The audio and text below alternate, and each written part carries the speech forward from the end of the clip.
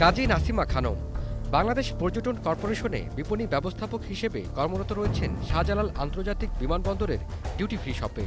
চাকরি করছেন প্রায় ২৮ বছর ধরে। দীর্ঘ চাকরি জীবনে সবটুকু সময় উপব্যবস্থাপক পদে থাকা নাসিমা অবশেষে মনোনীত হন ব্যবস্থাপক পদে। তাই নিয়ম অনুযায়ী পদোন্নতির জন্য দেখা দেয় বিএ সনদ যাচাইয়ের প্রয়োজনীয়তা। সনদটি পাঠানো হয় ঢাকা বিশ্ববিদ্যালয়ে, আর তখনই ঘটে বিপত্তি। জাল সনদের অভিযোগ পেয়ে এটিএন নিউজের ক্যামেরা ছুটে যায় সেখানে। দেখা যায় ঢাকা বিশ্ববিদ্যালয়ের অন্তর্ভুক্ত মাদারীপুর সরকারি নাজমুদ্দিন কলেজ থেকে ১৯৮৮ সালে দ্বিতীয় বিভাগে উত্তীর্ণ হওয়া যে সনদপত্রটি দিয়ে দীর্ঘদিন চাকরি করছেন নাসিমা, সেটি জাল। তাই নাসিমার বিরুদ্ধে প্রয়োজনীয় ব্যবস্থা নেওয়ার কথা জানায় বিশ্ববিদ্যালয় প্রশাসন। আমাদের যে কোড নাম্বারগুলি থাকে, যে কাজী নাসিমা খানম যে কলেজের কথা উল্লেখ করেছেন, এই নামে ওই সনদে কোনো পাস সার্টিফিকেট নাই, ফেক। আমরা একটা ফৌজদারি মামলা করে আমরা চিন্তা ভাবনা করতেছি যে যে সার্টিফিকেট কাছে আছেন যে জালটা, সেটা কোত্থেকে সে পেয়েছে, কীভাবে পেয়েছে, এবং এইটা আমাদেরকে দিতে হবে। সে তো ঢাকা বিশ্ববিদ্যালয়কে বিক্রি করে খাচ্ছে।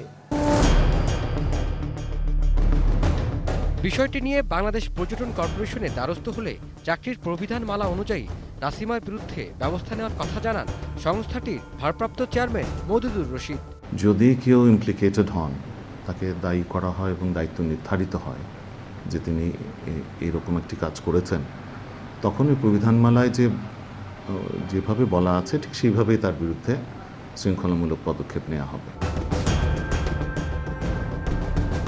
সুযোগ সন্ধানী নাসিমা অফিসে দিয়ে রেখেছেন পুরাতন ঠিকানা, তাই সেখানে গিয়ে পাওয়া যায়নি তাকে। ওনার থাকছে এদিকে থানা অনেক দিন ধরে,